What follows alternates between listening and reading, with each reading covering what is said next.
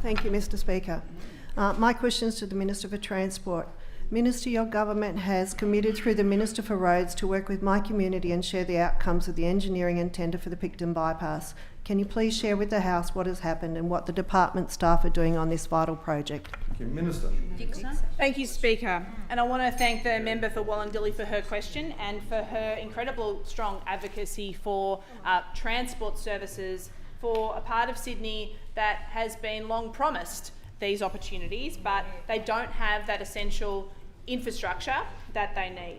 I want to guarantee the member for Wollondilly that under our government, we will begin work on the project that is so important to her community in this term of government. We know that building the Picton Bypass is absolutely crucial, and it is a very large undertaking, and that's why in our most recent budget we allocated $18.3 million towards the planning of the Picton Bypass, and that's funded between us and the federal government. Now, as I'm sure the members are aware, a registration of interest was released in June this year for industry to come forward, and that upcoming tenders for a concept design and environmental impact assessments for a number of projects in Western Sydney are being undertaken, of course, including the Picton Bypass. I'm also very pleased to update the House that the preparation for the final business cases is well underway.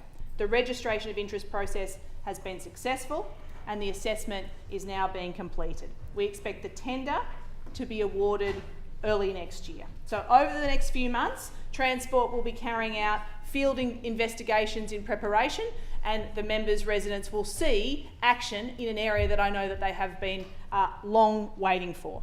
The Picton Bypass is a very important step in providing an alternative for motorists and heavy vehicles, linking Thelmere with the Hume Highway via Picton Road. And now, of course, the aim of the project is to reduce the number of vehicles travelling through the Picton town centre, reducing travel times and improving reliability and, of course, safety for road users. It will also improve the resilience of the road network, particularly in those emergency events that I know your community experiences, bushfire and flood.